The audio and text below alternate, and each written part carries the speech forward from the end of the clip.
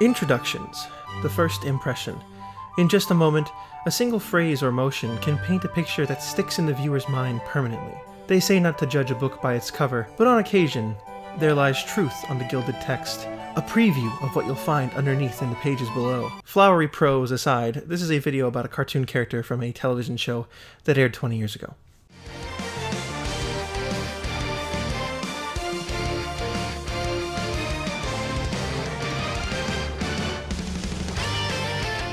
Listen, I'm not obsessed with Dragon Ball. It's one of my favorite shows of all time, sure, but it's corny as hell. Especially if you watch it on those old orange bricks with the original English dub, those lines are stinkers at the best of times. But corny or not, the show is still pretty good. It has some amazing characters, moments, and set pieces that elevate it into a tier of its own. Yes, haha, they scream for 12 minutes to power up, but sometimes they give a heartfelt speech and you get a chill down your spine because damn, Vegeta finally admitted that Goku is number one. Talk about character growth. Today's video is going to focus on a particular character's introduction. A crop jacket wearing, purple bowl cut sporting, half Saiyan warrior from the future. Burning attack! Believed to be inspired by Kyle Reese or John Connor of Terminator fame, Trunks is a messenger who warns of a gruesome fate to come, and brings with him a very different vibe to the story when he enters. From fantasy adventure to grim time travel and killer robots, the trend of shifting genres for Dragon Ball continues, and I would say to great effect. Trunks quickly became a fan favorite, but why is that?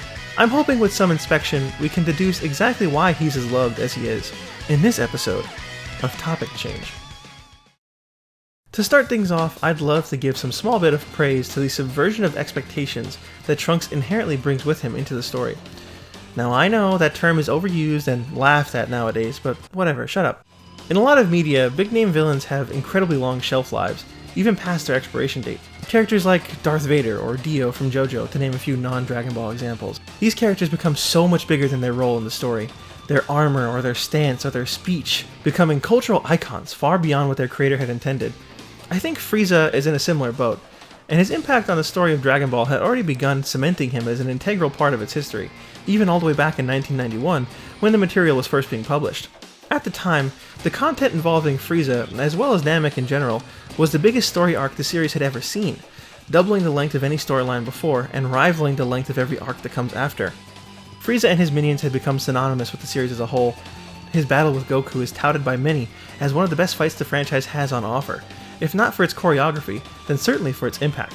Not only did it bring about the most iconic form in the series, it also, until very recently, held the title of longest anime fight. Not that that's a good thing.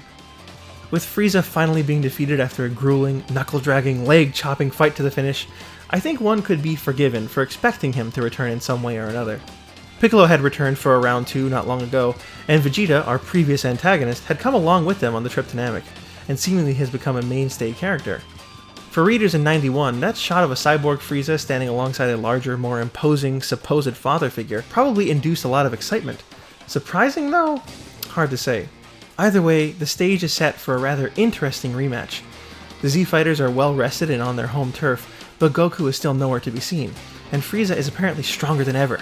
Surely they'll have to pull every trick out of the book to survive the encounter. Maybe planet Earth will become a war zone as they fight tooth and nail for survival, with Goku finally arriving when things seem the most dire.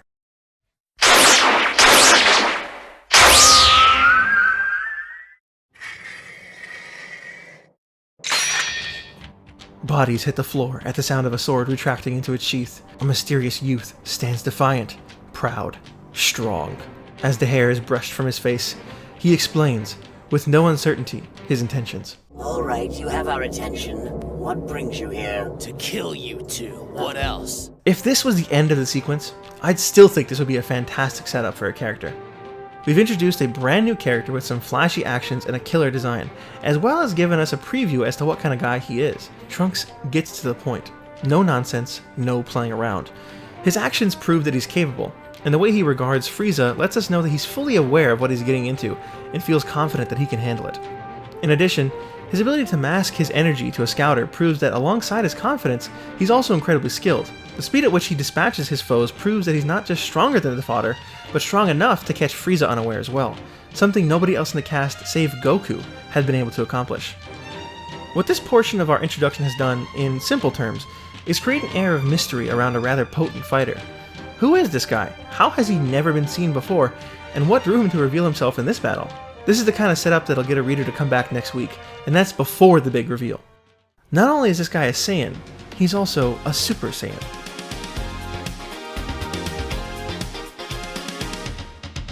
The amount of things this one moment, this one panel does to the story moving forwards is immeasurable. First of all, the fact that Trunks is a Super Saiyan provides an interesting spotlight on Vegeta of all people. Not only is his and Raditz's claim that the Saiyan people had been wiped out now being put into question, it also undermines some of Vegeta's authority on the lore of his people. The way I always read it, it always felt like Vegeta understood or explained the Super Saiyan legend to refer to only a single warrior per generation, always referring to himself as the Super Saiyan, not a Super Saiyan. Someone beyond his peers completely, unstoppable and unmatchable. Trunks' arrival here proves that the form is not exclusive, which, in turn, puts that tiny little worm in both Vegeta and the readers' heads that he won't be the last Super Saiyan we see. After all, we've got 2 more Saiyans right there. Surely one of them will bask in their own golden glow down the line, right? Back to the moment at hand, it doesn't take long for Trunks to completely dismantle Frieza. The anime lets the fight extend just a tiny bit, but in all truth, this probably took less than 30 seconds in the manga. The spiraling chunks of Frieza's corpse get obliterated, cementing Trunks as the only guy in the franchise who can actually put a problem to bed. King Cold doesn't even get the luxury of being a problem. He gets to take Trunks' sword, sure, but all he gets out of it is a hole in the chest. Before we brush past him, however, I do want to say I adore the small bit of character building we do get for him. Whether his complete lack of empathy is an act or not, it's clear that Cold is where Frieza picked up his worst traits. Sly, conniving, and controlling, the kind of character who would have been a real threat if he wasn't up against the best character. It doesn't take much longer for Trunks to wrap up the Cold family.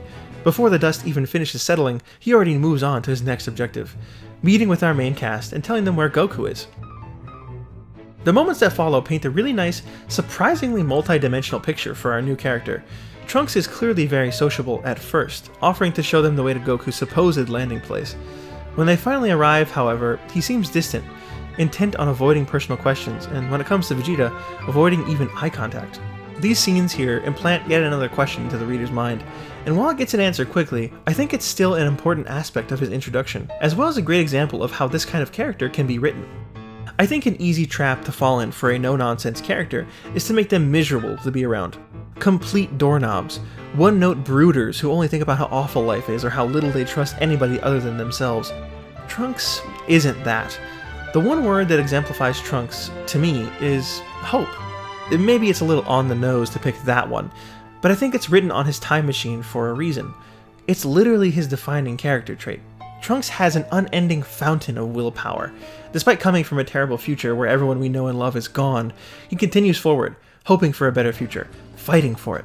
And despite the struggle, he's still a sweet kid. Focused on his mission, yes, but it's clear he's not devoid of joy. He can smile, share a drink with strangers, and pass the time. Obviously, he's a little awkward around the cast, considering he's never met them before, and has also heard endless stories about their heroics. But with that aspect of backstory in mind, I'd say he's actually pretty good at socializing. Have you ever tried talking to one of your idols, much less 10 of them? Moving on, Goku eventually arrives, which brings us to the final moments of this sequence. The first thing I'd love to point out is the clash between them. Both the fake-out swing and the actual impact that follows are very telling both about Trunks himself as well as Goku. So this is probably super subtle if you aren't looking for it, but pay attention to the way both of them transform. A grit of the teeth, flex of the muscles, and then boom, Super Saiyan. It's a clear improvement from the way Goku was able to activate it on Namek, what with all the shuddering, screaming, and dramatic flair. But it's still imperfect. It still takes noticeable effort. I love the way it was improved upon by the time we reached the end of the story arc. Personally, I also like to think Goku exerted himself a little less, but the anime doesn't show the exact moment where he transforms, and in the manga, both he and Trunks simply aren't Super Saiyan 1 panel and are the next. But for my little headcanon, Goku didn't have to push as hard.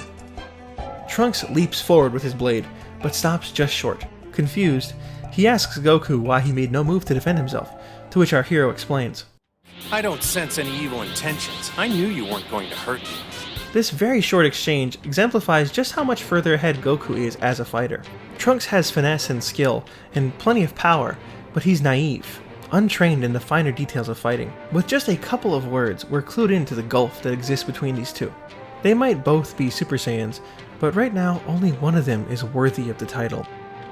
Trunks attacks again, leveling swing after swing, only to be blocked by a single finger.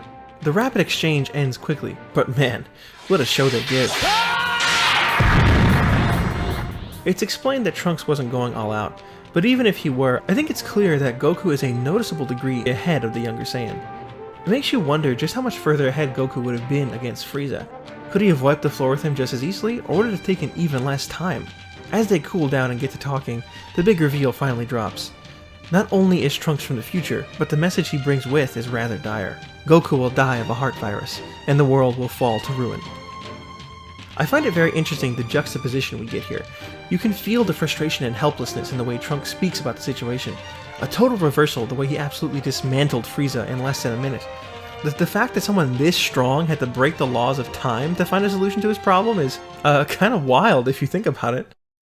I think it also speaks, again, to that subtle and accidental lack of knowledge on Trunks' part. Meddling with the timeline in the way he did will drastically change the sequence of events, even in tiny ways. The strength of the androids, the amount of them, as well as the arrival of a certain monster from a third timeline, are all consequences of Trunks stepping in, especially as early as he did. In a way though, that naive optimism is why he succeeds in the end. A more cautious hero might have kept the fight going alone, and a more reckless or prideful hero might have gone to the past and tried to fix things by himself. But Trunks? Those stories of great heroes that emboldened him to try also pushed him to meet those legends in person, to ask for their help and offer insight into the future. And I think that's part of what makes Trunks such a great character.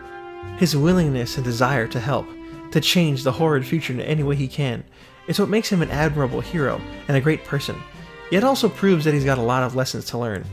But I think we can cover those lessons in a future installment.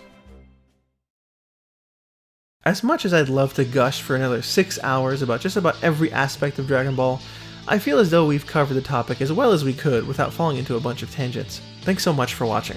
If you liked the video, I would love to continue the discussion down in the comments below.